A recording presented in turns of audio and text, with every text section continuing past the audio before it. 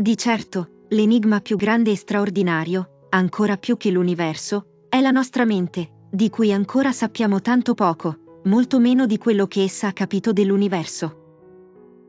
Nel nostro paese quando si deve tagliare, si tagliano la cultura e la ricerca, ritenute evidentemente un inutile lusso.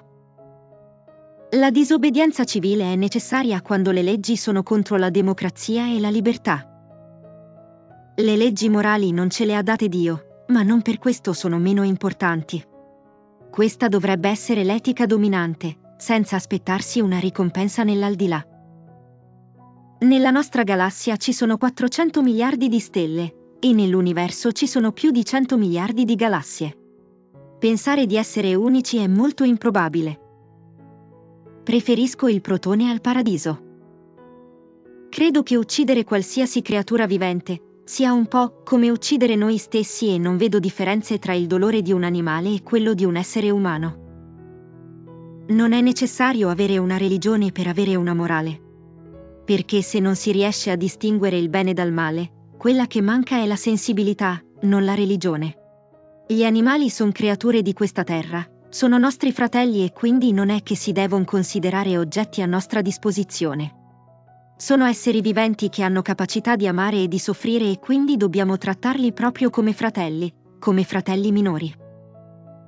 Nella vita non c'è nulla da temere, solo da capire.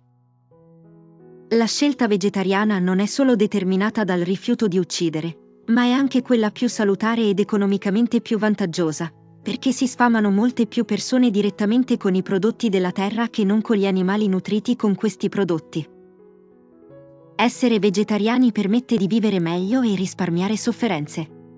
Gli allevamenti intensivi rappresentano oggi la principale fonte di inquinamento. Ridurre il consumo di prodotti animali farebbe bene all'ambiente e agli animali, molti dei quali sono oramai ridotti a vere e proprie macchine da carne. È così bello fissare il cielo e accorgersi di come non sia altro che un vero e proprio immenso laboratorio di fisica che si srotola sulle nostre teste. Ci sono fondamentalisti religiosi, ma anche fondamentalisti atei. L'astronomia ci ha insegnato che non siamo il centro dell'universo, come si è pensato a lungo e come qualcuno ci vuol far pensare anche oggi. Siamo solo un minuscolo pianeta attorno a una stella molto comune. Noi stessi, esseri intelligenti, siamo il risultato dell'evoluzione stellare, siamo fatti della materia degli astri. La colpa di Eva è stata quella di voler conoscere, sperimentare, indagare con le proprie forze le leggi che regolano l'universo, la Terra, il proprio corpo, di rifiutare l'insegnamento calato dall'alto. In una parola, Eva rappresenta la curiosità della scienza contro la passiva accettazione della fede.